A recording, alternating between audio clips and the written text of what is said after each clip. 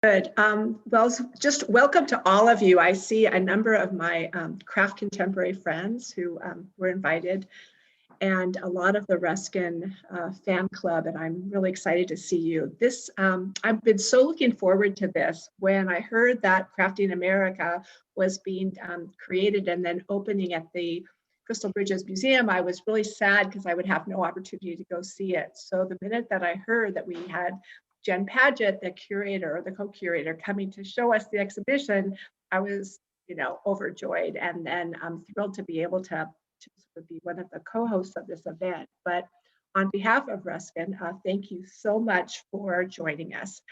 I'd like to turn everything over immediately to co-curator Jen Padgett, who has put together this incredible show, and I'm hoping that she'll talk about her work. She co-curated the exhibition with Glen Adamson, author of the recent Craft and American History and former director of the Museum of Art and Design. Jen is the associate curator at Crystal Bridges Museum of American Art. In her role, she focuses on modern art produced during the first half of the 20th century. Jen received her master's and doctorate degrees from Washington University, St. Louis, and her research explores the intersections between art and design in the United States. She's held various positions and fellowships at the Philadelphia Museum of Art, the Metropolitan Museum of Art, the Mildred Lane Kemper Art Museum, and the Amon Carter Museum of American Art. So I'm going to turn it over to her, and I'm really looking forward to this conversation. It is such a pleasure to be joining you all virtually today. And I am joining you from here in Northwest Arkansas, where I recognize I am a settler and guest in the ancestral lands of the Osage, Caddo, and Quapaw people. And that sense of place is really important. And when thinking about this talk and thinking about the opportunity to show you all the exhibition, I really wanted to also be able to show you a little bit of Crystal Bridges, because I know many of you may have had the chance to visit. I was chatting a little bit with Stuart earlier, and he was sharing some of his experiences when coming here. And it really is a quite singular place and a really beautiful place. So if we're going to be doing a virtual walkthrough of the exhibition, I first wanted to let you know you had arrived. Crystal Bridges is set on about 120 acres here in Northwest Arkansas, which is at the very tail end of the Ozark Mountains. We opened here in 2011, so we're about to celebrate our 10th birthday, if you can believe it, this November. And the museum is really founded with this vision of sharing the story of American art with all. Really that notion of welcoming all to a space, of being able to help expand stories around American art, and really grounded within an experience of nature and architecture. So you can see here in this aerial shot gives you a really nice view of the museum, which is made up of these different buildings that connect together and through which flows this active creek. So our name Crystal Bridges comes from Crystal Springs, which is a natural water source that's just, you can imagine to the top left in this image. And then bridges, of course, refers to the fact that the building itself forms bridges over this waterway. So Crystal Bridge is not the name of any person, not the name of any place, but this kind of joining of things. The real beauty of the building is seeing how it's nestled within nature, and the architect of the building is the world-renowned Moshe Safdie, who created a building that would be, instead of a kind of temple or a place in which you felt like you were kind of elevating to this level of high culture, that you were really grounded within nature, and you were going into this space where you actually access the museum by first going into an elevator that lowers you down. And so this immersion within nature really connects you to place. It's somewhere that changes based on the time of day. So here's a really beautiful shot where you can see these large wide windows of the building over this bridge space. And it also changes according to season. So here on the left, you can see that really lovely kind of fall shot where you've got the work Maman by Louise Bourgeois, and the spider that is both protective and perhaps a little bit frightening in this space that is part of our art trail that leads from the museum to downtown Bentonville. In focusing on architecture, we also have several architectural works on site in addition to Moshe's building, of course. So this is Fly's Eye Dome by Buckminster Fuller, which is on our North Forest lawn. And this is set in a space where people can both enter the dome. This is one of his prototypes for utopian housing, and never quite fully realized the way that he imagined. He thought that you could have this modular housing and that they would connect, and that each of these oculi would be covered by a kind of bubble-shaped window. And it really works as both a beautiful piece of almost sculptural form and as this aspiration towards potential housing possibilities for what was at that time the burgeoning middle class. But to be also honest about the conditions here, to all you Californians, it does get quite cold in Northwest Arkansas. And you can see that despite the cold, we have a very active mountain biking culture here. So I love this shot that I saw of somebody just biking by Memon. This is the full Crystal Bridges picture. And on the right, you can see how during the winter, the architecture takes on this more stark and more kind of stately and reserved feel. So there's the lushness and the beauty of the summer, and then there's this kind of chill and sense of serenity that comes in the winter. As somebody that grew up in Dallas, I prefer the summer. The winter, take it or leave it, but I have to say when everything's green and growing is the ideal time to come. I did want to reference for all of you, because I know that so many of you are familiar with the Skirball Cultural Center, which is another project by Moshe Safdie, and actually to share a little story about how important the Skirball is in the story of Crystal Bridges, because the museum was founded by Alice Walton, who had a vision of bringing American art to this place in the country where there was no major institution of art. So when visiting other places and in thinking about what this could be, one of the places that she went to was Los Angeles. And she went to the Getty and took the little tram up. And that felt a little bit, too elite, a little bit too separate from the kind of everyday feel of a place where people could come and just get a cup of coffee in the museum cafe and just go to the trails and hang around. So that wasn't quite the right feel. And then she went to the Huntington, which has those beautiful gardens and everything is so lush, and it has such a feel of stateliness, and you go within the galleries and you go within the garden, but everything, feels lovely, but not quite Arkansas. Finally, this is like the kind of Goldilocks story. She goes to the Skirball, where you have this union between indoor spaces and outdoor spaces, that sense of surprise when you go from the entrance and then set against that hill, come into contact with all of the beautiful trees and bushes and gardens. And so that feeling of being connected to nature, of having that kind of indoor and outdoor really series of pavilions is something that was a direct inspiration for Crystal Bridges. So she saw that and she had said, "Eureka, Moshe's my man." So don't quote me on that. That's my interpretation of the scene. But just pointing to that important connection to California, where so many of you are coming from. That was just showing you the outside, and I'll just show a few shots of the interior of the museum. We have a collection that spans 500 years, from early American works, major portraits by Gilbert Stuart, Charles Peale, all the kind of major names within American painting, highlights like Norman Rockwell's Rosie the Riveter, which is in the center of the image on the right, to contemporary highlights. It really is a collection that shows a huge variety of American art and really of the highest kind of quality.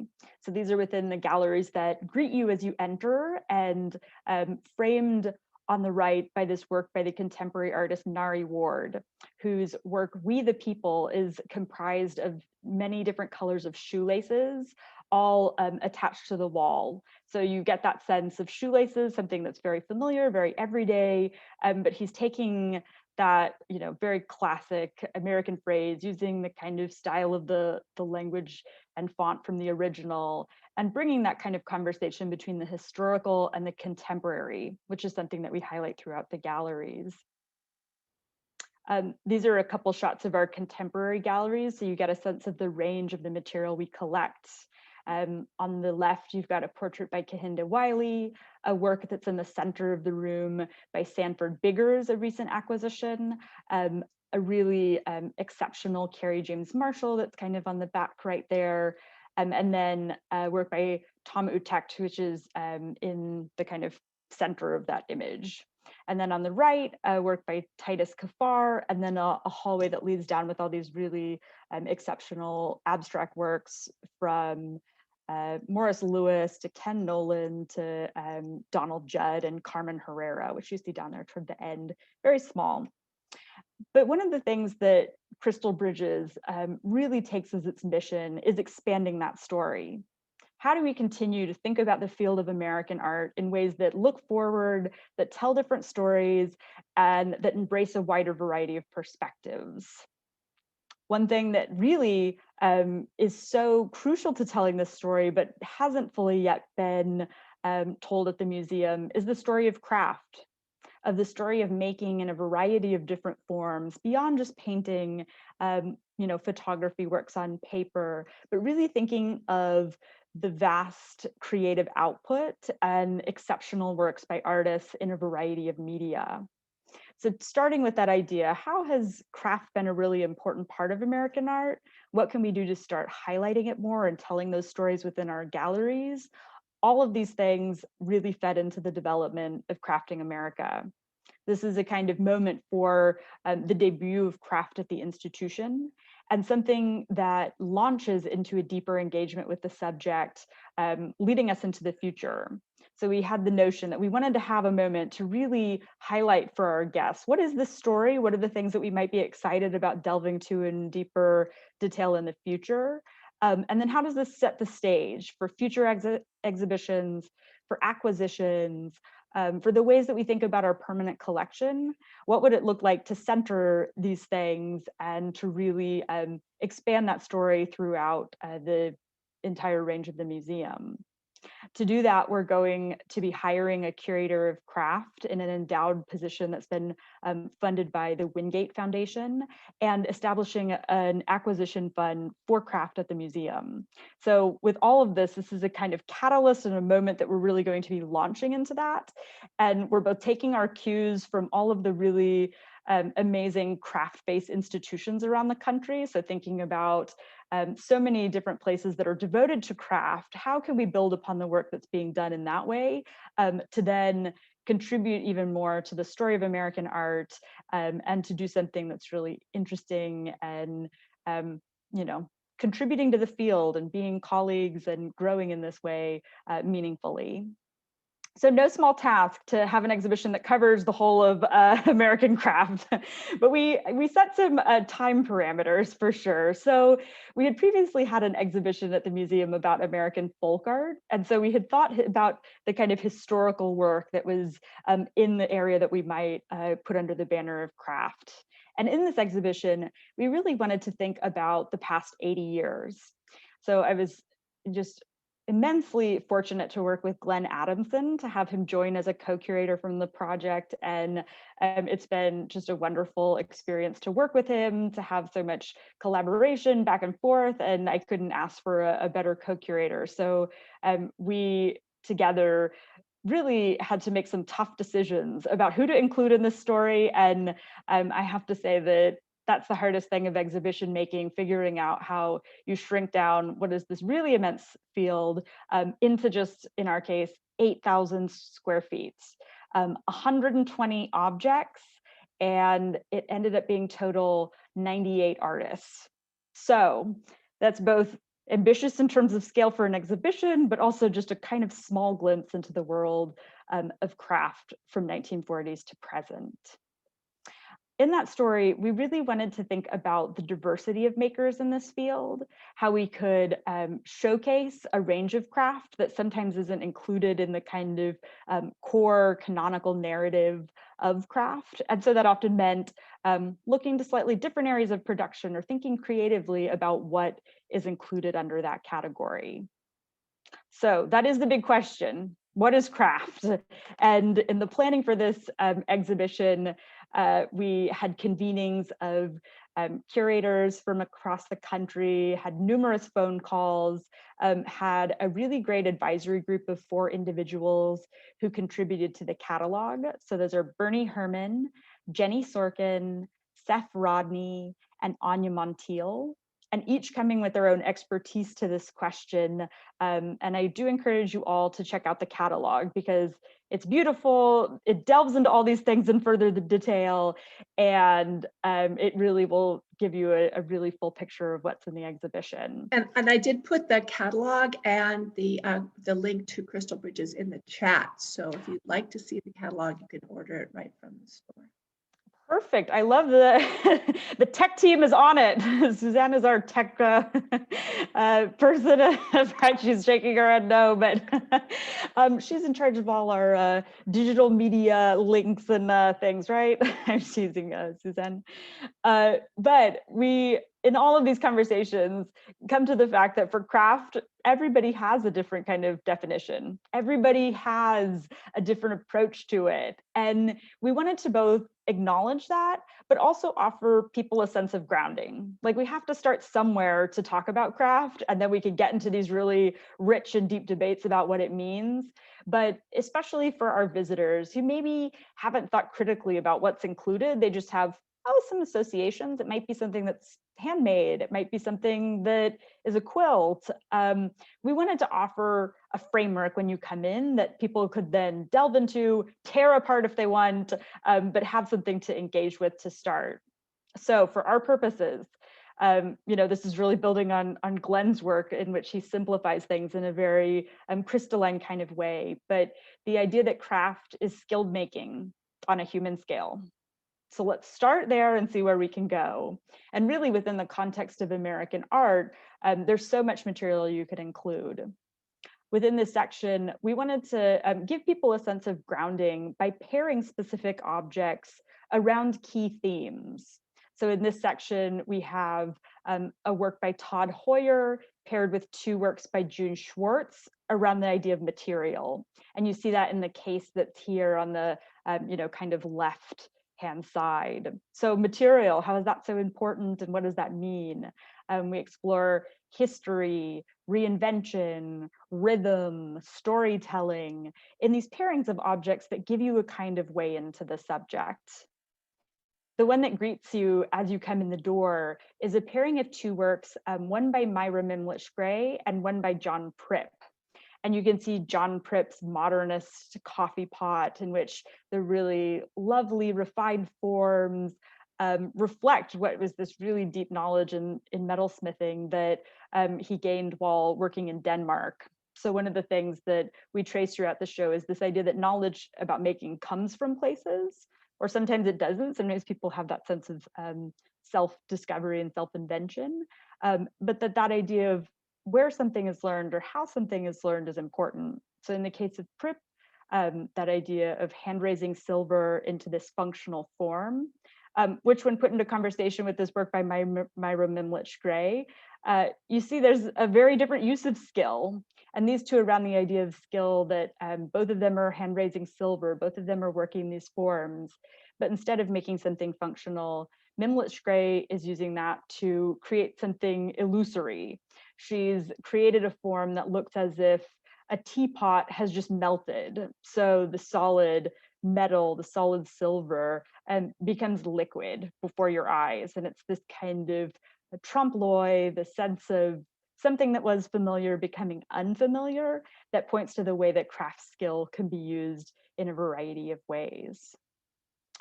Because we have the opportunity to have Suzanne here, I wanted to ask her in this conversation when we're thinking about craft, How do you think about the idea of craft, especially being at an institution where you're able to explore it in so many different ways through exhibitions?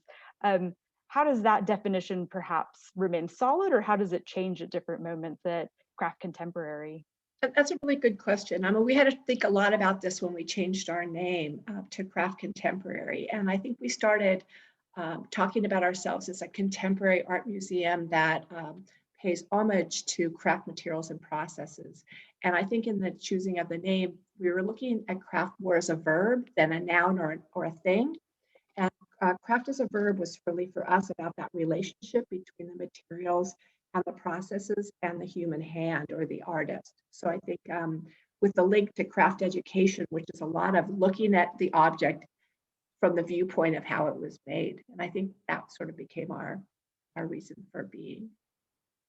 I love that idea of the verb potential of the word, because it also is a way that you can read the title of the show, Crafting America, because crafting could be an adjective. It could be, this is an America that crafts, but it also points toward the idea that crafting America means making America. And that gets into what the overall structure of the show is, which we'll launch into around this idea of American identity and American themes and values. And the bulk of the show is organized under these different thematic categories of life, liberty, and the pursuit of happiness. And to introduce that idea, we first have this space, which we've called Declarations of Independence, where we have a number of works that are textiles or refer to textile traditions around the idea of what is the connection between craft and American identity. And within that title, Crafting America, there's the sense that craft plays a part in the making of American identity, and also that craft is something that has allowed people to realize the values of American nation's experience. So that, you know, historical reference, the idea of life, liberty, and the pursuit of happiness also draws attention to the fact that those values have not always been equally accessible to the full range of the nation's people.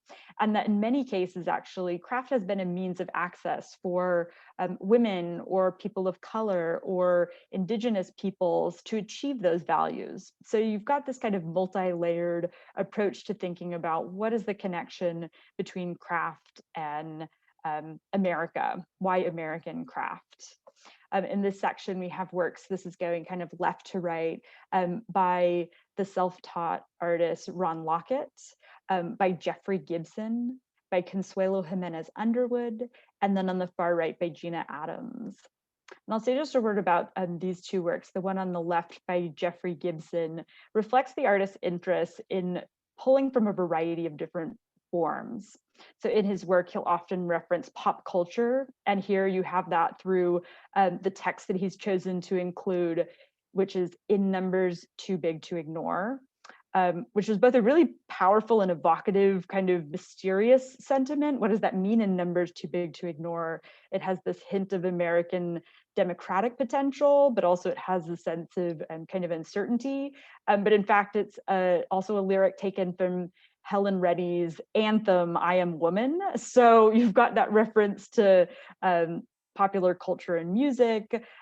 You've got the forms here which recall abstract painting from Joseph Albers to op art. And then he's surrounded the central form, which is made up of the center is like made up of beading.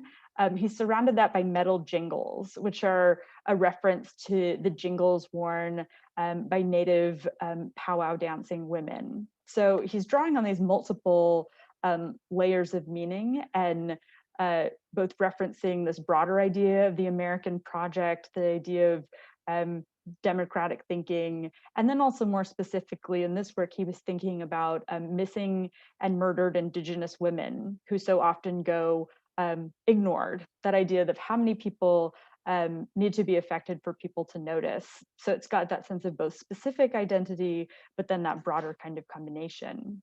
And then the work on the right by Consuelo Jimenez Underwood is part of a series of work she did of flags, in which she takes on multiple layers of imagery from the United States flag, which you see clearly on the right, and then that central kind of circle and the green on the left referring to the Mexican flag, and then the kind of ambulatory line that goes in the center diagonal from top left to bottom right, which is roughly the border between the US and Mexico.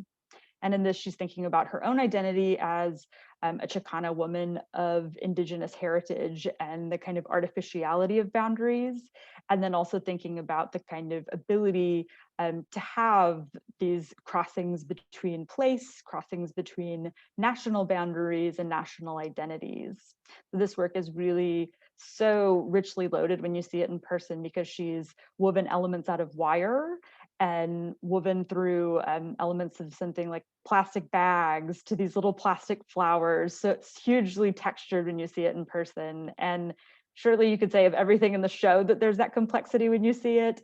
But this one, I'll just note that it's really quite richly layered and has a really impressive presence in person. So moving on, kind of walking you into the next gallery, this is our section that's titled Life. And here, a really deep and rich color of green for the walls, and just a really wide variety of different objects that connect back to this idea of life. And that's on a few different registers. First, life, thinking about objects that have a kind of everyday context or function, or have a reference to that. And also thinking about the rich life stories of artists in this section of the exhibition. So starting people out with what might be kind of familiar associations, from rugs to vessels to jewelry, and really featuring exceptional works across these media. In this section, we have work by Gertrude and Otto Nassler, the monumental bowl, which is on the left, which has this turquoise graze that is very crater-like. It's got a really phenomenal texture. The Nasslers, of course, were both immigrants to the US from Vienna, who had fled Europe because of the rise of the Nazis and fear for their own lives. So the fact that the two of them came to the US and continued to work in a collaborative way for many, many decades, creating these phenomenal explorations of both form and glaze with surfaces that are rhythmic and textured, really just part of that story of so many artists that came to the US that really helped fuel what was the rise of the modern studio craft movement. On the right, we have a work by the artist Susie Billy, who was a pomo basket weaver. And in this case, she's using mallard feathers and a variety of other bird feathers to create this rhythmically patterned bowl. And it's something that's quite small in person. It's only about 6 inches across, but it's really powerful. And the kind of glint of the green mallard feathers when you see them in person, it's just a kind of awe-inspiring form. Billy was part of the Pomo Indian Women's Club, which was a cooperative group of basket weavers in California that helped band together and set prices for their work and contributed to the kind of economic independence of indigenous women in California during a time when there was a lot of anti-indigenous policy and sentiment. So this idea that through their work, they were able to achieve greater independence and form a collective and really experience these full livelihoods is something that contributes to that larger theme of both this section of the exhibition and the show more broadly. As I mentioned in this section, we have some outstanding examples of jewelry, and that includes works that are both very refined and made out of precious materials, such as the necklace on the left by Mary Lee Hugh. But then it also includes works that represent new and unconventional approaches to modern jewelry, such as that by Ramona Solberg, who was renowned for being a Northwest found jewelry artist and incorporating things from everyday life into the very material of her work.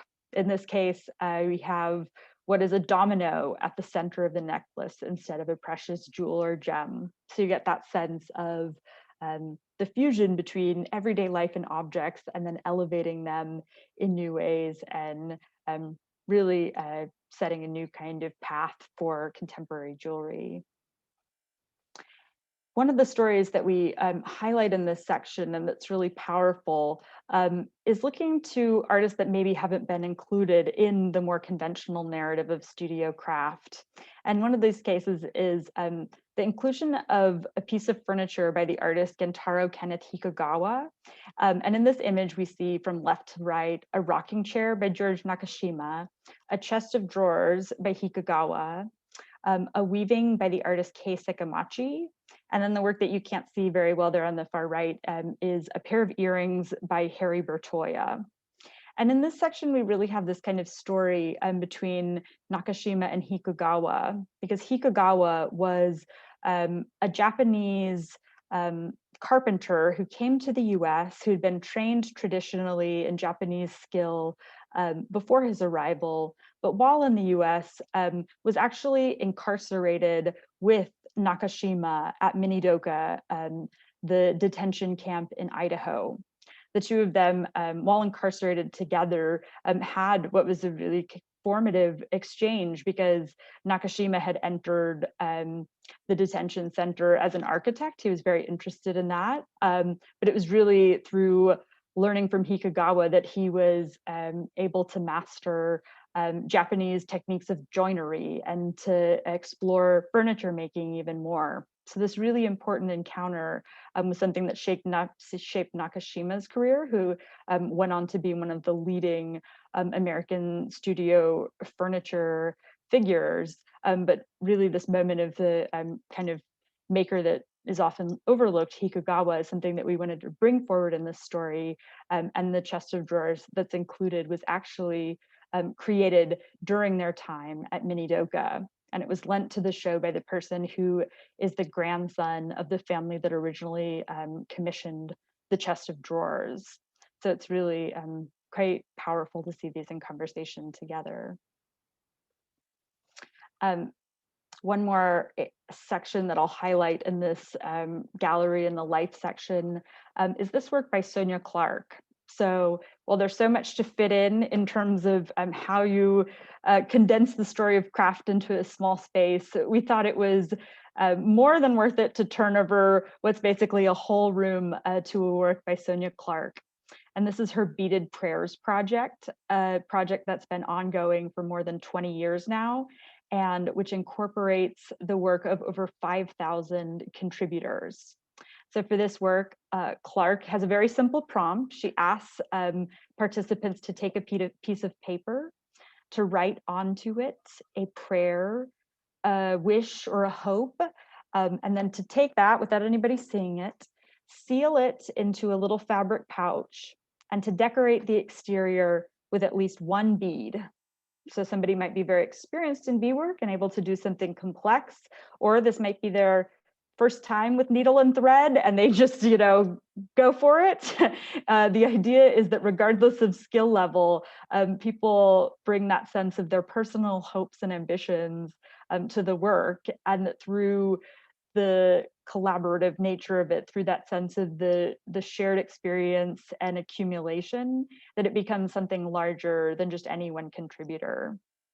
Clark points to so many different inspirations for this, from African amulet tradition to contemporary participatory works like the AIDS Memorial Quilt, that it has so many different points of reference, but that idea that through thinking about the participatory and through including a wider range of people, that you can also show the various directions that craft can go. It's not just about the individual maker.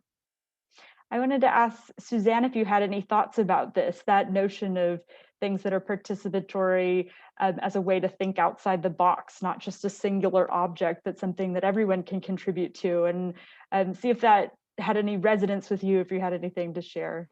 I'm so impressed with this piece because, a lot of the craft artists do create participatory pieces. And I think you had to even mention, certainly we had Kunupa Hansa Luger recently at our museum and had a piece where you made a bead to contribute to this in clay, to contribute to his border project. But this is one that really brings, the contribution is very personal. And I really like that. And that the makers really have their own identity within the piece in a way that I think when everybody's making the same thing, you don't really get that. And I think that's what makes Sonia so special, is I think she really looks for ways to make the story about you as much as it's about her. And I love the point you made that so many stories, American stories, are caught up in the craft pieces that have been, the objects that have been created. One of my favorite projects, though, because you got me to think about this for a minute, was Stephanie Sayuko. And she had a crochet project where you could make these, designer bags.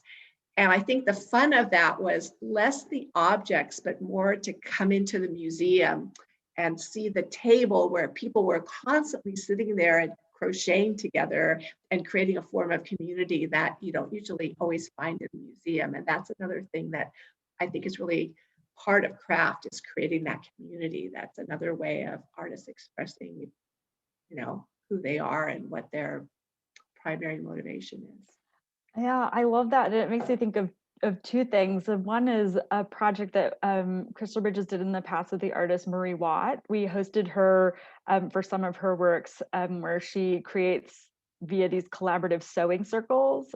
So if any of you haven't run into Marie Watt before, her work is really wonderful. And she's a Seneca artist based in Portland, Oregon, and she creates a variety of works, but some of her most well-known works are made up of different patches of reclaimed wool blankets. She said that it was once easier to go in Portland to a thrift shop and find an old blanket at a cheaper price. Now it's something that, with the popularity of thrifting over the past 10 or 20 years, it's become much more difficult.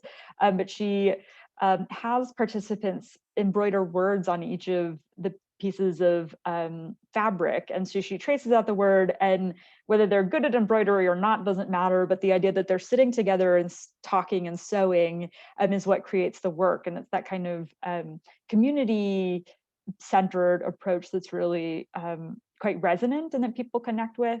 And it's also something we were thinking about for this exhibition in terms of how we could invite people to share their connections to craft, because it's something that people do have such a strong personal connection to, and it brings forward all of these really beautiful stories. So with the exhibition, we started a digital project where people can share individual stories around craft objects. And it might be something that was made for you by, your grandmother or your child or your best friend, or something that you yourself made, or something that's been passed down through your family. But we just have this prompt: what is your craft story? And all you have to do is upload an image, give us a title and tell us who made it, and then tell us what the story is. And if you want to contribute, it's on the exhibition website, so it's pretty easy to find.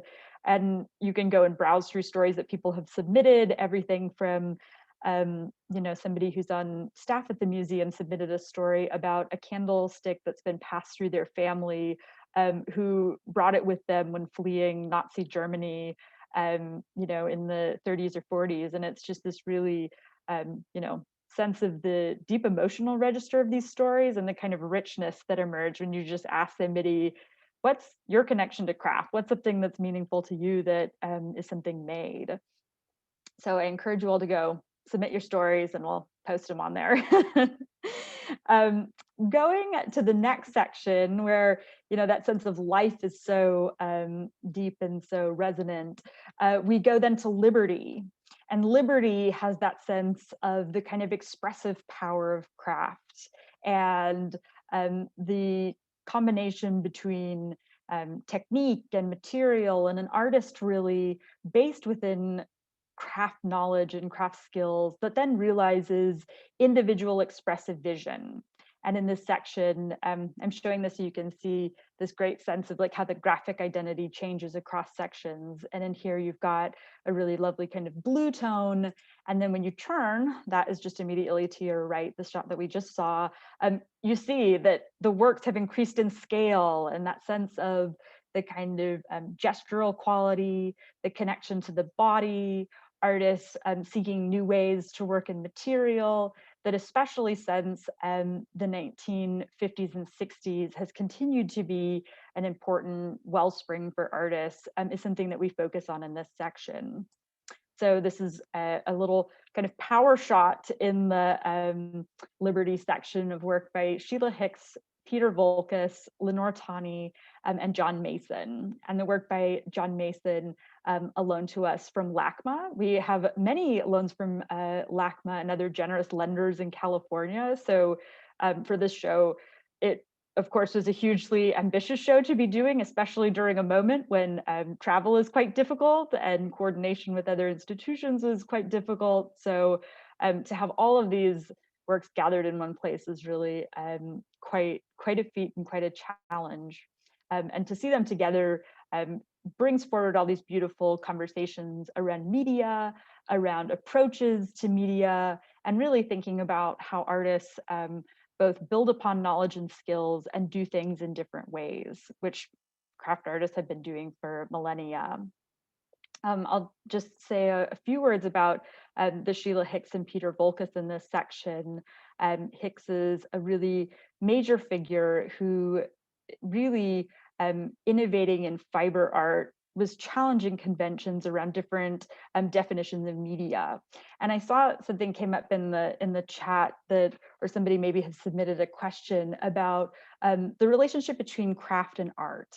And sometimes people have framed craft and art in a kind of oppositional relationship, a kind of either or, but really this show is rooted in the idea that these aren't two distinct areas of endeavors, but instead they really overlap. And we're interested in that kind of section of overlap in the middle. And it's following the cue of artists who often looked at the disciplinary sections that tried to cordon off craft from art, and the artist that said, no, that doesn't interest me. And I think that there's so much power and there's so much possibility in really seeing craft as art, in thinking about the importance of skilled making and histories of craft materials and techniques within the realm of art is where the really interesting work is happening.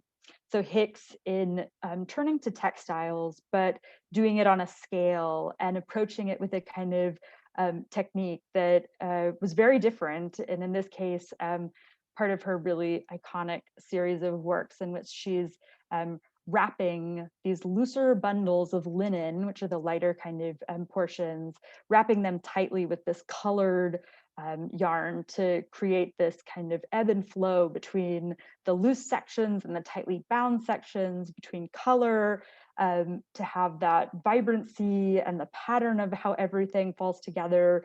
That idea that it's just as expressive and just as evocative as any kind of modern painting. And that it's even playing off more registers of meaning tied to material and tied to place is really quite powerful. Peter Volkas, the groundbreaking artist working in ceramics, who was trained as a potter, but then began to really push the boundaries of what ceramic could do, the scale that it could take, the forms that he could make, and the gestural approach to three-dimensional form, and thinking about the surface as something that can offer this kind of lively form for decorative elements, for abstract form that was referencing not just abstract expressionism, but really histories of cubism, taking a kind of line from the history of modern painting and then complicating it even further by making it three-dimensional. So that idea that craft and art are not separate domains, but really places where there's this overlap and sense of combination. Can I say too, I think the idea that you really needed a definition, I think, was so much a part of that abstract expressionist movement, where I think the art critics were so much, they needed to distinguish themselves and create value for what they were doing to a level that that the discourse was really about creating all these boundaries, and that perhaps the boundaries were not as well defined and as critical until you had to, elevate abstract expressionism and figure out why it was so important and really, push it forward. And I think that all that critical theory was really about creating a market. And that was just always my feeling. And that, what I was working, so all those years at MoCA, it was kind of like, well, what is art? Like, what is art? And then it was kind of like, well, art is whatever the artist says it is. We're not gonna play in this field anymore. We don't need to distinguish, this macaroni thrown all over the floor from, something, more formal. And there you go. Yeah. Yeah, and that idea that they're like, why do you need to distinguish those? And when you think about arts and the way that that term is used more broadly, like performing arts to musical arts to this whole range of different kind of arts, that I actually find it's much harder to define art than craft, but also that you can do it in a quite broad way. That I would just say that art is the expression of human creativity.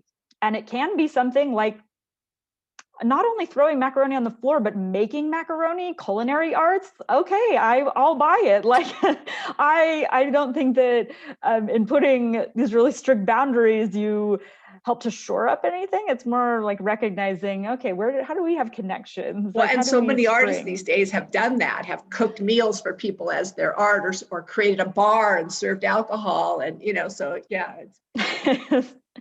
Exactly. So it becomes less interesting, I think, when you need to narrow down in the definitions. But instead, if you have a working definition and then let the artists and their work get in conversation with each other, that to me is the kind of rich ground.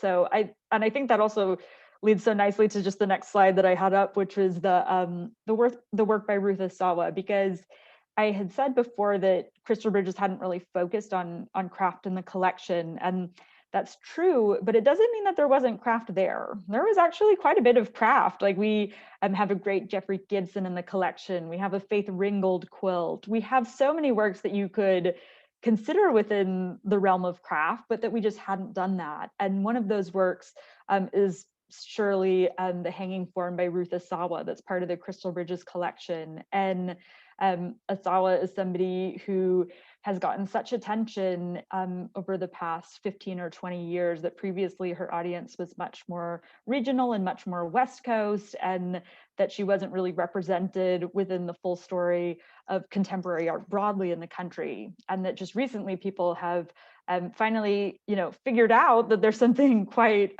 phenomenal going on here, and especially in these works, which are her most well-known and widely recognized, in which she is looping wire, a piece of continuous wire, to form these multi-lobed hanging sculptures. And she first encountered the technique when she was in Mexico in the 40s, and saw somebody there making wire baskets. And there's something interesting about this story because it's often repeated, but I just want to point out that she was traveling in rural Mexico. She was going down there and see somebody making wire baskets, and then takes that looping technique. But what was that Mexican crafts artist doing? Like, wire is not a traditional Mexican material. It's something that's very industrial. It was probably baling wire. It was something that was certainly not part of the indigenous tradition of weaving there. So she was already getting connected to something that was kind of modern and interesting. And that's more of a sidebar. If any of you are Asawa fans and want to connect with me later to chat about that, I'm happy to. But in this, she saw somebody doing something very simple, making these functional wire baskets, and then goes and continues to experiment and explore and make them larger. And she trained at Black Mountain College with Joseph Albers and with Buckminster Fuller.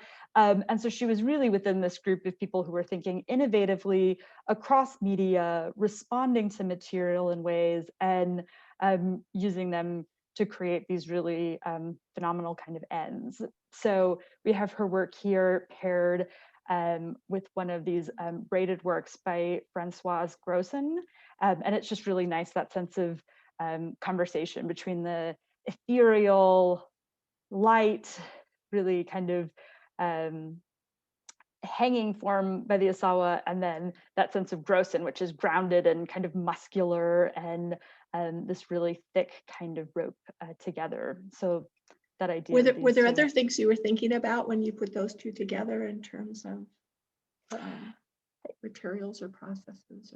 Yeah, it's nice because the Asawa and something Asawa thought about was transparency a lot. So the idea of being able to look entirely through the form. And the interesting thing about the Grossen is the way that it's so bound, the way that there's that sense of the kind of internal construction and this power that because of the way it's kind of wrapped in a fabric at points, that it seems to have almost a kind of skeletal or muscular feel to it, and that sense of this kind of internal power of it. So there was a really nice kind of contrast between that sense of something which you can see throughout, and then in the sense between like interior and exterior plays back and forth, and then the Grossen, which feels so kind of muscular and earthbound and whole, which is really quite dynamic. So a lot of these were really looking at the formal, you were making these decisions based a lot on the formal characteristics of the artworks. In some cases it's formal, some cases it's about kind of story. For me as a curator, I always think that a show is a success if you can walk through it and nobody reads the labels. So being realistic, because we labor over the labels to no end and they're beautifully written, but I always like the idea if somebody can go through it and learn by seeing and make connections, and also draw their own connections by seeing, is really powerful. So there's some cases, and you can see this also in the book, and Glen was really the one who kind of shaped, in the book, what are these conversations between things. That there's some moments like the story of Lenore Tawney and the story of John Mason, and it's like there's some moments when they're less based on formal characteristics, but I really think that for me, it's kind of that's really the heart, when they can convey that together without the narrative. Going into the final section, because I want to make sure we have plenty of time for conversation with the group at the end. The pursuit of happiness. How can you not love ending a show that ends with the pursuit of happiness? And in this case, we were thinking about the complications of that phrase. So both the idea that the pursuit of happiness doesn't necessarily mean that happiness is achieved. It means that you're in pursuit of it. And that also that pursuit of happiness, like we kind of raised earlier in the show, the idea that these values haven't always been fully accessible to all, who it sometimes might have been excluded from that pursuit. But then how do artists now lay claim to that and move forward and use that sense of imagination and spectacular making and that engagement with the kind of full range of craft possibilities to achieve happiness. So in this section, there's some things that you might not conventionally think of within this category. We have a guitar by the luthier Dave Roussan, who designed this form originally for the artist Prince. And then we also have takes on different media in interesting and new ways, like the work by Ben Venom in quilting, which is on the left here. Kind of turning the corner as you look here, it's a great lineup from left to right of a work by Preston Singletary, Judy Mckee, Annie Lemansky, Arthur Hash, and then in the distance on the right, that's a work by the artist Andy Pico. So I'll talk a little bit about the Lemansky because we're particularly excited about it here at Crystal Bridges because it's a new acquisition to the collection. And Lemansky is an artist based in the Blue Ridge Mountains of North Carolina, who creates works that are both 3D sculptural along with collage, but really within her sculptural work is stitching paper to a metal armature. So she creates a metal armature, and if you were to be able to get close up to see the form of the sculpture, you can see where she's punched holes to be able to stitch this paper to the form. And it comes together in such a way that is almost faceted, and the way that she lines up the pattern is extremely meticulous. Each piece of paper cut custom to the shape that it's fitting on the armature. And in this case, she is addressing the history of imagery of a tiger balancing on a ball.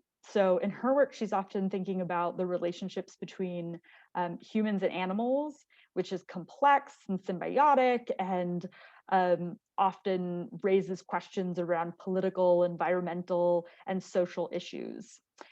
In this, she was thinking about the idea that a tiger, which is one of these apex predators, one of the most powerful animals in the animal kingdom, forced to balance on a ball to satisfy human whims. That idea of this circus as a place where people are bending nature to do their will in ways that seem a little bit almost sinister. So the really colorful vibrance of the pattern of the paper, which in this case she made by photographing plastic straws. And she's very interested in the environment and the damage that humans have done to the environment through a kind of endless cycle of consumption and desire for control. That she photographs the straws and then custom prints this paper, and it's quite kaleidoscopic and it's really alluring, but there's this darker and deeper message. You know, watch out when you are trying to grasp control. What exactly are you doing? It's really lovely paired with the work by Judy Mckee, not only because they're both using this animal imagery, but just pointing to the kind of sculptural possibilities in craft. And in this case, Mckee working in collaboration with a bronze foundry to form these fantastic pair of monkeys that form the chair's arms and back, and resting on the wooden base of the chair. And that sense of animation, the sense of the playful, and that sense of just the kind of imaginative quality of craft fits so well within this section. Here's another view so that you can see, this is if you had kind of continued walking around and you're looking back to the Lemansky, the work that's quite close to you in the foreground on the left is a series, or is 3 works by the artist Kathy Butterly, who works in ceramics and really creates these richly colorful, textured surfaces. And then past that, you can see on the far left, there's a work by the Diné weaver, Melissa Cody. Just above the Butterleys, kind of in the background there, is a work by the brothers Einar and Jamex de la Torre. So another California connection there, which is a work that's based on the Aztec calendar stone. And is really richly decorative when you get close. It's quite magnetic, and they have all of these wonderful pop culture references in their works, and they're just they're a hoot. So that one is really quite wonderful in person. And then finally, as you turn that original, the position that we were just looking at, if you kind of just rotate about 80 degrees, or I guess that would be 180 degrees, and this is the grouping that you see, and that's on the opposite wall. So that sense of this spectacular finish, these works that are richly embellished and show either long hours of making or approaches to the material that's bringing forward the sense of almost a kind of fantastic imagination, but also with that sense of like deeper themes of identity, of different histories, of craft traditions and making. So I'll start on the left. There's a work by the artist Ebony G. Patterson, who is originally from Jamaica, now mostly works in Chicago, and creates these works that are just richly accumulating beads and glitter and lace and 3D figures of lizards, and really playing on the idea of the garden, but also often in her work, there's the sense of something a little bit darker, that sense that under the garden, the bodies are buried. And she's referencing histories of violence, of roadside shrines, and in this case, thinking a lot about gardens, and the work is on this decorative wallpaper that she's designed, so it's very immersive. The work that's close to you in the foreground is by the artist Linda Lopez, who is based here in Fayetteville, Arkansas, who's on faculty at the University of Arkansas, and who I know has made an appearance at Craft Contemporary. So Suzanne, she was in one of the clay biennials. I think it was not, it was in 2018 or 16? I'm trying to remember. It was the It first. was the earlier one. Yeah, it was the first clay biennial that she was in. And yeah, it was, I love, this is one of my favorite. I love this series that she's done. It's one of my favorites. Yeah, these furry sculptures where she creates these droplets, and the sculpture takes on this sense of very animated quality, and she describes that sense of the world around her and the idea that inanimate objects actually can be quite animate. So in this, she has these little gold dust rocks that are sprinkled across the surface, and it seems to almost have this kind of reference to also maybe it's alien life, maybe it's sea forms. It's something that you're not able to quite pin, but it feels very alive and feels very lively.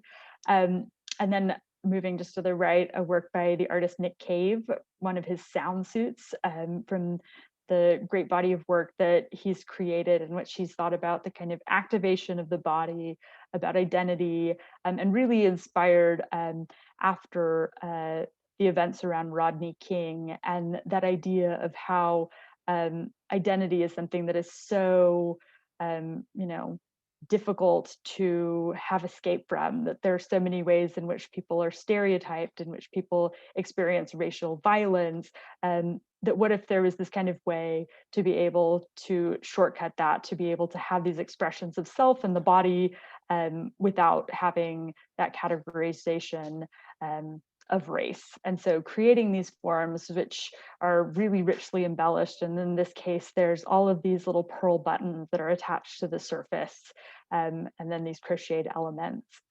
Then we also wanted to think about the relationship between craft and fashion. So we have a work by the artist Jamie Okuma, which is this fabulous coat in which she's embellished it with cowrie shells and ribbon work and beading, and drawing both on her heritage as a Luisenyo Shoshone Bannock artist, and the really important kinds of imagery and history of making as an Indigenous person, but also thinking about it within the context of high art and fashion. So another kind of approach to thinking about the body and thinking about identity. And then on the right there, we have a work by the artist Daryl Montana, who is one of the Mardi Gras Black masking Indians in New Orleans, who spends all year working on a suit that is decoratively embellished, that involves all of this elaborate feather work, that is really activated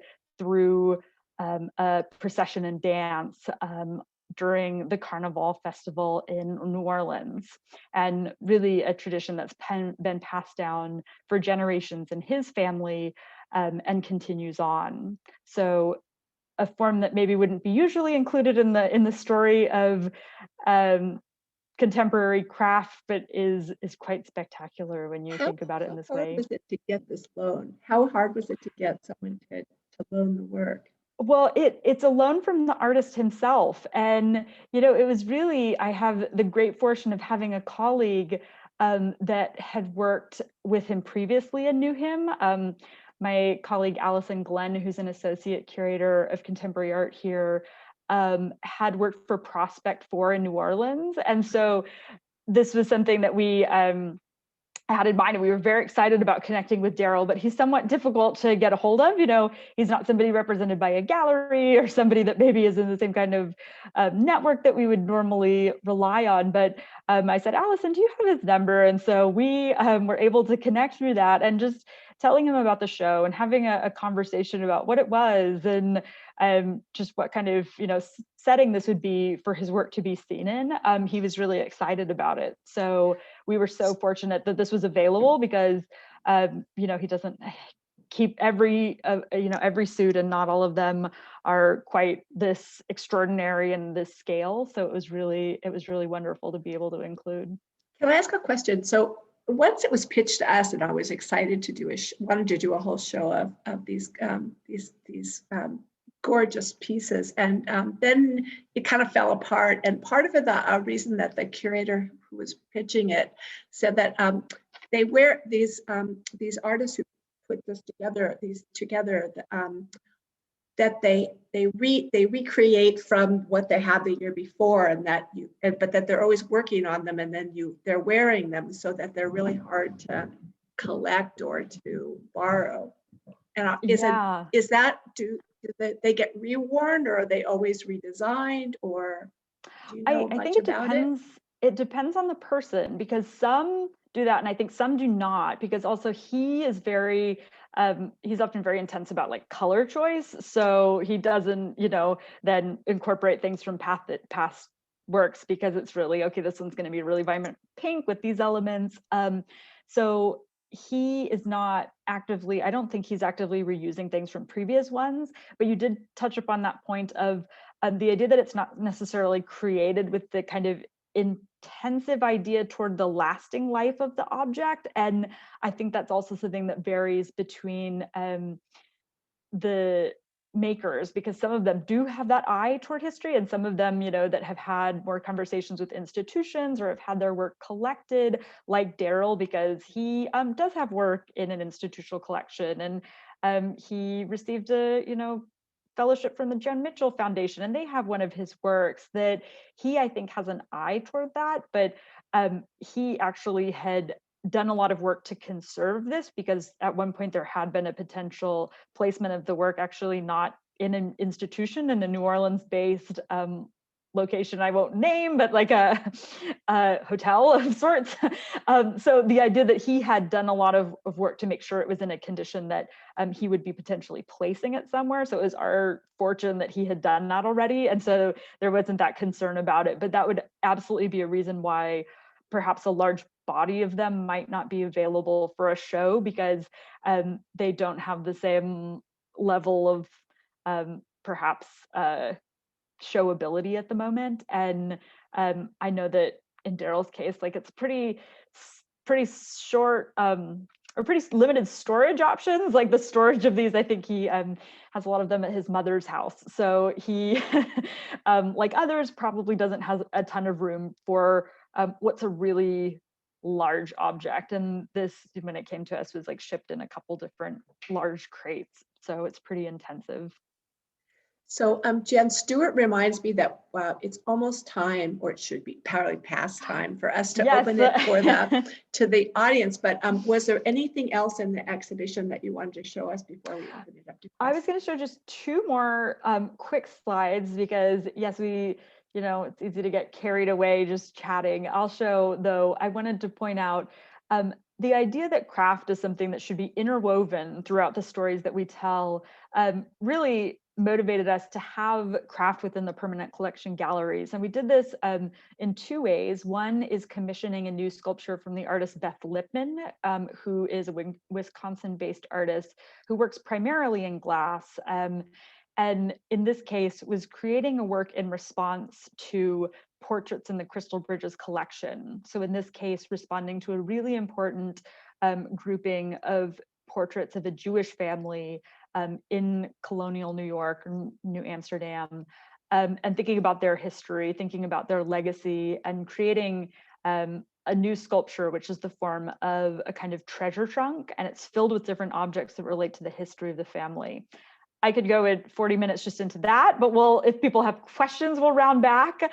But then we have to end on what is maybe my favorite element of the show, which is a grouping of ceramic work by Toshiko Takaezu in our contemporary galleries. So here, her work in conversation with permanent collection works by Helen Frankenthaler and Joan Mitchell, Grace Hardigan, Felrath Hines, and Mark Rothko, which you can't quite see in this shot. But that idea of placing Toshiko's work, which is really about this exploration of veils of color, of gesture, of the approach to the medium that resonates so much with contemporaneous artists, and really giving it that place is just something that just comes alive when you see it in person. And this is another opposite view where you can see the work by Felrath Hines and Rothko. In a room where the Rothko seems like the one that is the more subdued one, you've got to love that. So the idea that the work of artists across media can result in a richer kind of conversation, and seeing things in our permanent collection in different ways is the direction that we're going, and thinking about how do we continue to foreground craft at the institution. So I'm happy to talk more about the Takaezu or the Beth Lipman, but shall we open it to conversation and maybe I stop sharing? I mean, I really, this is kind of mean of me, but I just wanted to ask you one question and then open it up. If I were, I mean, obviously, probably most of us won't get to come see this exhibition with the pandemic and, you know, the timeline, but if you had one takeaway, the one big idea you want people to leave this exhibition with, what is that? I mean, it's so rich. Yeah. Yeah, I would just say that craft is the beating heart of American art, and that it introduces such a range of artists, and that by really seeing craft within the context of American art, it lends greater texture, and that there's so much richness there. So that would be my kind of my very brief takeaway. I like that. Okay. All right. So I guess you can unmute yourself if you have a question, and I'll call on you if you let yourself be known, but otherwise, you can speak up. Well, I have a comment to make. Well, we just were saying, well, I know, but. Hello. Did you unmute yourself, honey? I Maybe tried. Yes, I hear someone who. Yeah. Oh, Okay. is it Jim? I hear it's a little. Yes, I hear you. I see you. It's a little dark, but. It's a little dark. The room is a little dark. I'm speaking to you from Geneva, New York. Thank you so much for your talk. It was really lovely. I knew nothing about Crystal Bridges. What a gorgeous place it is. And how sad I am at this particular moment that I'm not going to be able to get there to see your show. I wanted to make a couple of comments about Ruskin, since this is a Ruskin Art Club presentation. The first one I wanted to make is that Ruskin was a deep appreciator of craft. And in lectures that he gave in the late 1850s and the early 1860s, he talked about the only time really great art or fine art comes about is when the head, the hand, and the heart come together in somebody's vision of making something that hasn't been made before. And I kept thinking about that as you made your presentation and walked us around the various rooms. Head, hand, and heart is a very, very critical Ruskin view of how we finally create art. The second thing I wanted to say, this may or may not be controversial, I don't know, but his, I think you said early on, Jen, I think you said that one of your artists would say that art comes about whenever the artist says, well, that's my art. And Ruskin probably would have disagreed very, very strenuously with this. Ruskin was not a fan of what we might call art for art's sake. He believed that art was one of the fundamental functions of modern life, of all civilized life, in fact. And he would have made the argument very strongly that all art is deeply at its core. If it's to be great art, it's didactic, it's a teaching mechanism.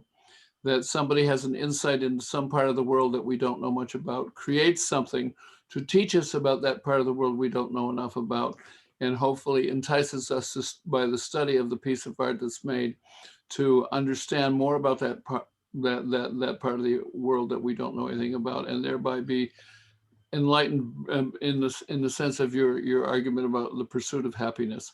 So those are a couple of Ruskin arguments that I think are essential to his view of what constitutes art, and I thought that it might be good to introduce them.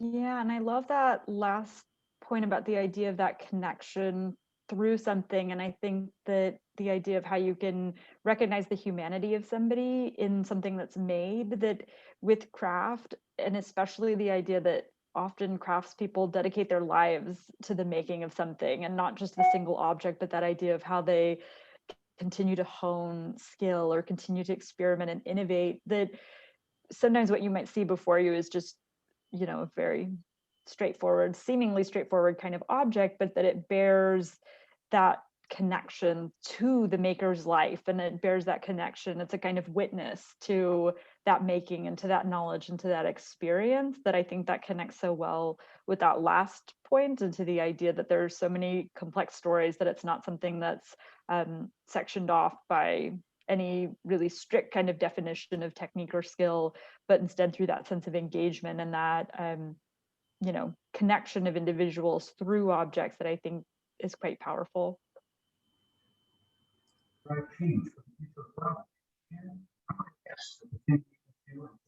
This is Shan Emanuele. I often think in terms of the origins of materials and processes as being based in functional needs. And I wondered if you and Suzanne also, when you were having your discussion about definitions, if how you think about function. When I've spoken about it before, I talk about function being referenced often in craft work, not necessarily that the work itself is functional, but there is some grounding there. And I just wondered how you thought about that, or if you did.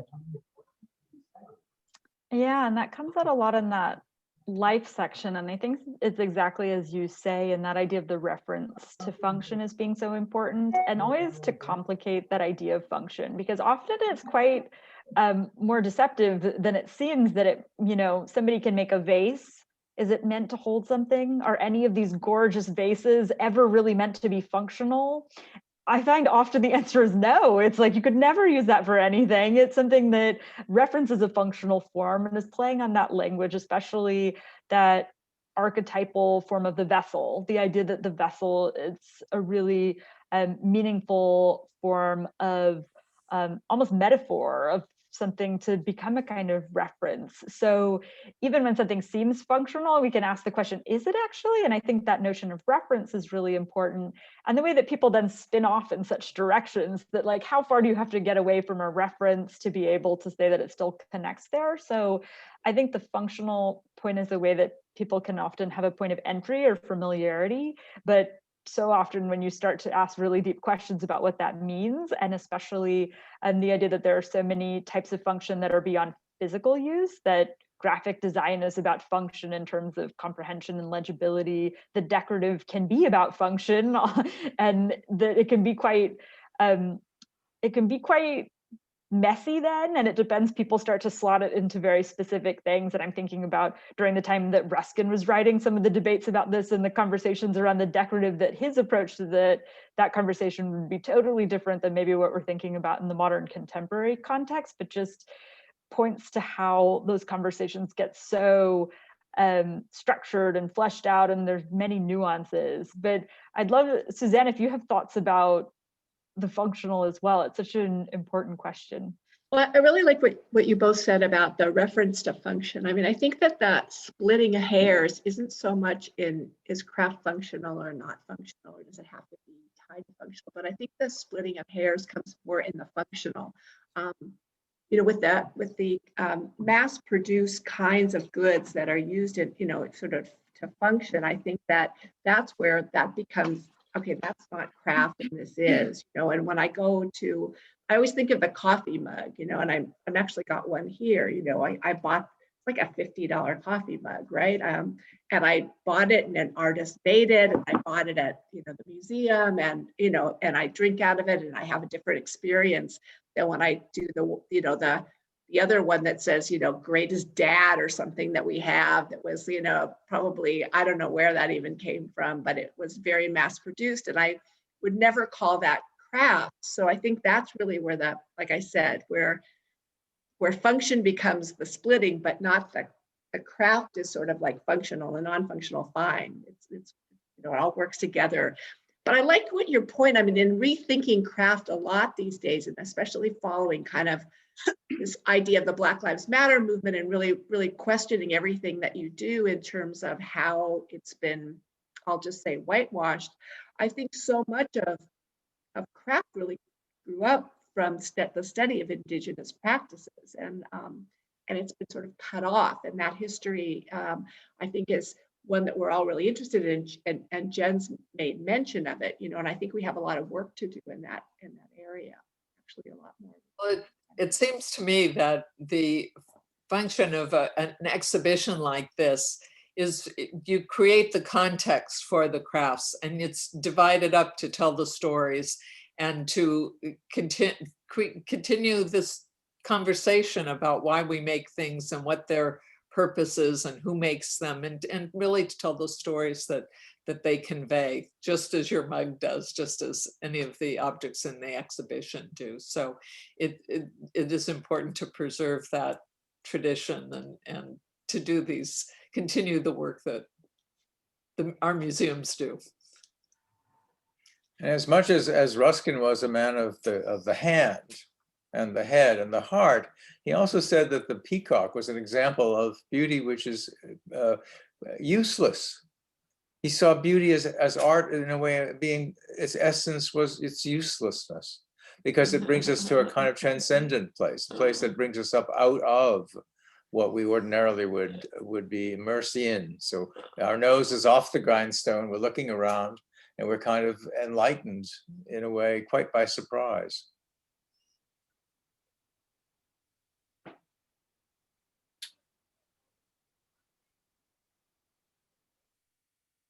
More questions? Yeah, thank you, Stuart. Any other thoughts or questions for Jen? Yes, I have a comment and maybe a question. I'm Ruben Mendoza. I'm an archaeologist, so I deal with material culture. I also deal with art historical and architectural phenomenon. And when you mentioned, especially the Mexican crafts that involved baling wire and basketry and so forth, I've had the opportunity in my life to travel extensively through the Americas, usually with a backpack, cameras, etc. And I've been able to look into the minutia of all this. And one of the things I've seen, especially over the course of the last 20, 25 years, is basically kind of a diminution of the kinds of craft traditions that existed in some very small communities. Some of these traditions were very unique to their areas, but as a result of what some in the scholarly world have called the kind of the neoliberal trend towards literally mass production of materials that have been essentially culturally appropriated. I've had occasion to see, for example, Maya Indian women in the heart of the jungles of Guatemala carrying what appeared to be traditional ollas, which are these large ceramic containers for water, only to get up close enough to realize they had seams in them. They were made of plastic. And so what we have is a co-option in modern materials of an ancient design extending back thousands of years. And so for me, I'm kind of torn by these debates about cultural appropriation. In fact, I debated with somebody about that this morning. And I'm curious, in looking at what the artist in the case of the metal basket did, would you construe that as cultural appropriation?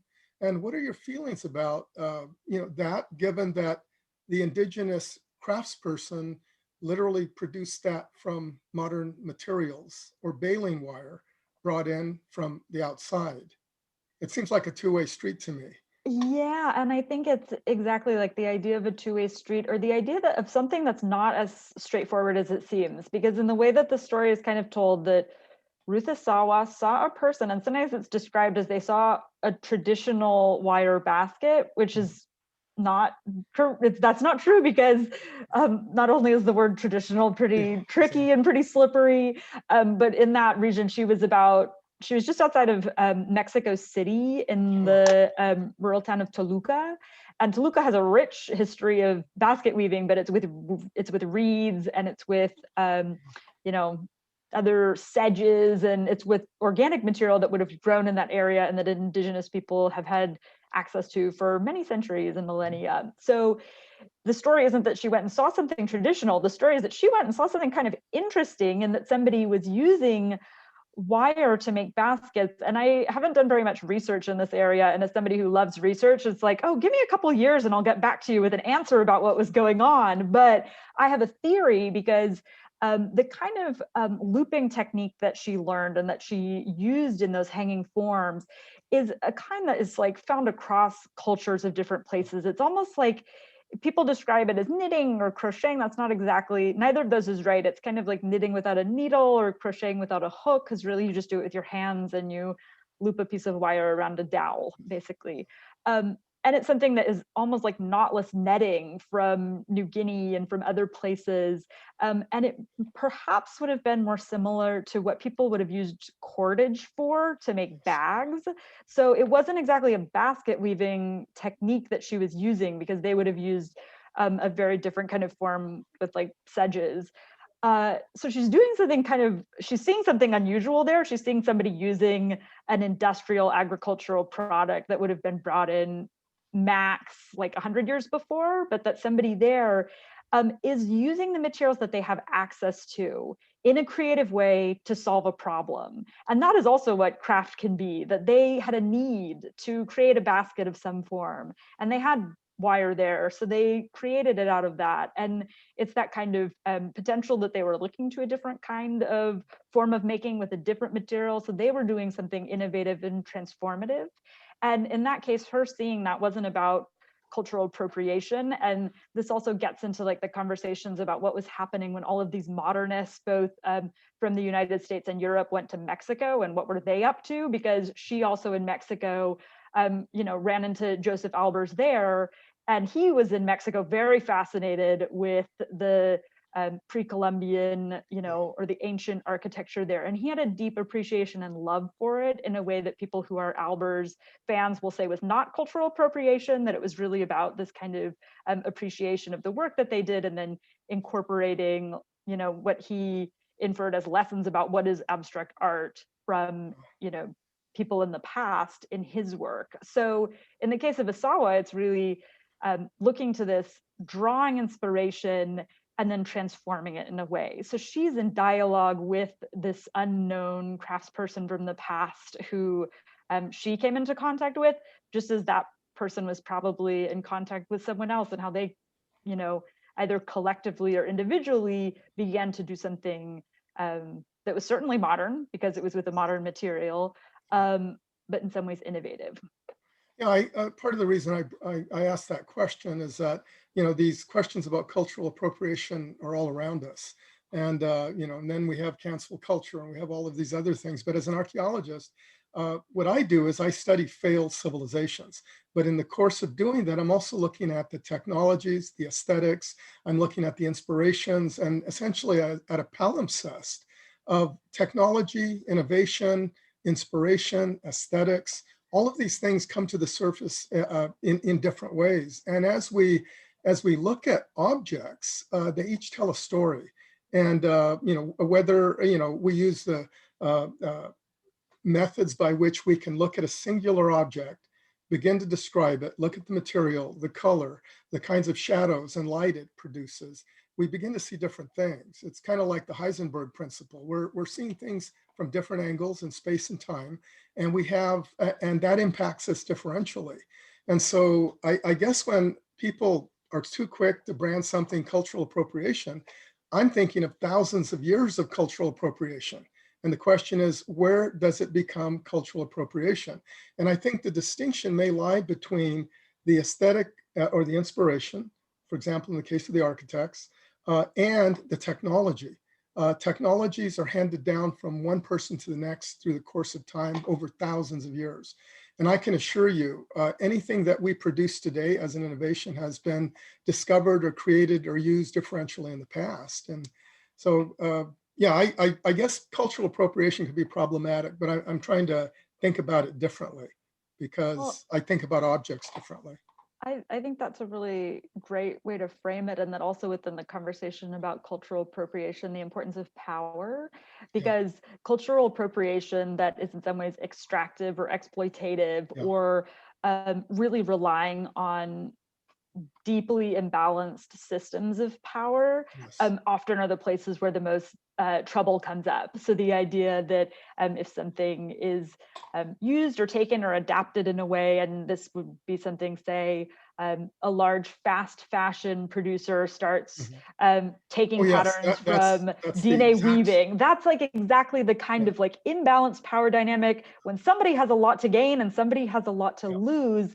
And it's something that actually comes up when talking about the Mardi Gras black masking Indian culture, because there is conversation about what does this look like when you have people who are mostly of African descent. So Black people who are drawing upon histories of making that refer both to African traditions, but also to indigenous traditions, and use the language of Native people in their work. And so Daryl Montana is the big chief of the Yellow Pocahontas tribe. And what exactly is going on there is way more complicated also. It's not just the dynamic is much more complicated because also many of the Black people are also of indigenous ancestry. And so they're pointing to shared histories of indigeneity globally, but then also personally in terms of familial relationships. So it's much more complex. And I think with all of those, whenever approaching it, to go with an eye to power, to mutual respect, to who is benefiting, and in those to like play those out, I think is something that's really quite important and can often guide how that conversation goes. But I also just wanted to say something about that point of the idea of like looking at something with a certain kind of lens to bring out different stories is in this case exactly what we're doing in thinking about craft. So craft as being a lens that you can use to look across things, and that actually you can come across a lot more complexity and interesting kind of questions when you start to look at the whole of the collection here through the lens of craft. Because Ruth Asawa, yes, that makes sense. What about a sculpture by Marisol? What separates wood carving for something that is functional from somebody who's rooted in sculptural traditions of pop art? And that kind of thing is exactly the generative point of having this lens, that it's not about putting things into certain buckets and saying, this is the craft object, this is the art object, but instead, when you have that broader perspective, what does it mean to look at something through the lens of craft? Thank So you. I guess, yeah, so I was gonna say, yeah, Stuart, I think it's a really great, I mean, this is like another, we could go on for another 3 hours on this. So do you want to take us to the finish line? Yes, let's have one. Leslie raised her hand. Let's see, I have a quick question from Leslie Roberts, and then we will go to the finish line, as you say. Thank you. I'm a guest here and I'm delighted to be here this evening. Jen, I just wanted to ask you, first of all, bravo. And then secondly, I suppose it was the summing up question. How do you feel about the wholeness of the exhibit? And are there stories or artists that didn't get included that prompt you of ideas of other questions and future conversations about American craft? For the question of are there things that didn't make it? Yes, there are so many things that didn't make it, and so many ways in which if you just turn and look at one corner of the exhibition and think we could have a whole show that's about, you know, the relationship between the figurative form and ceramics and weaving, or that's about, you know, even a single artist. Like there are so many artists in this show that I would certainly be thrilled to have, you know, an exhibition about Toshika Takezu, or, you know, to be able to explore these individual stories in greater depth and detail. So I would say that for every artist that's included, there are multiple different exhibition ideas. And, you know, often you, in a show of this scale, trying to cover so much ground, really often are just indicative that we might have a few works of, you know, a wood turned bowl or two by Bob Stocksdale, and wood turning itself could be this whole niche and area that you could explore. So I think that one of the benefits of the show is seeing all of this in conversation and being able to create new kind of connections between things, but then also to recognize that if you dive deeper within any one of these avenues, that there's such a wealth of material and so many stories, and how rich those are when put it into this broader context. So I would say that's the kind of excitement for the institution, for thinking about now hiring on somebody that will be a dedicated curator of craft, because you know, I am so passionate about craft and I love the field, but I was trained as an Americanist in American culture studies. In my, you know, field, I get just as excited about modern painting. And so I have kind of one foot in this world, the ability to bring somebody on that then will steward this and be able to bring forward so much and collaborate really, and what that looks like across our galleries, because it's not going to be separate craft galleries, but then what does also craft look like woven throughout the collection? I think that this is just a moment when you get a kind of snapshot of what that can look like, and that the future is just going to be even more rich and even more full.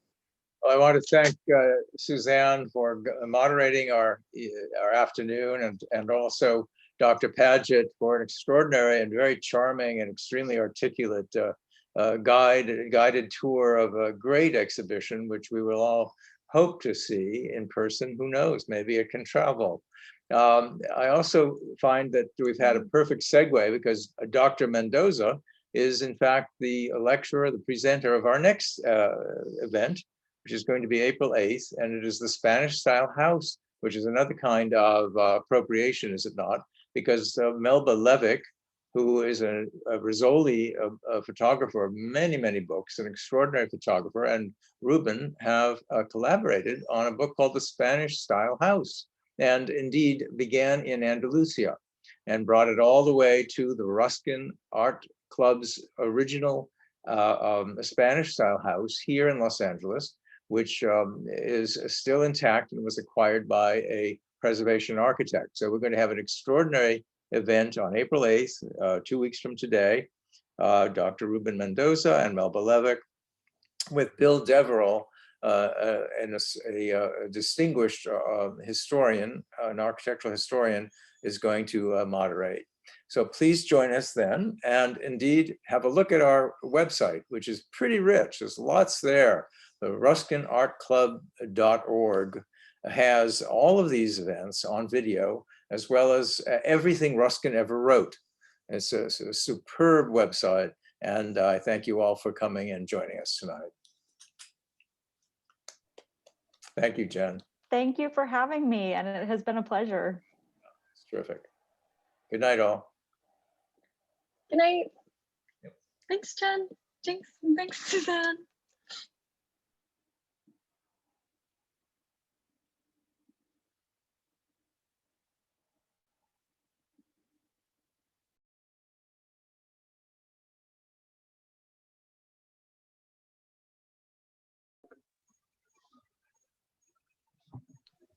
You can, We're good?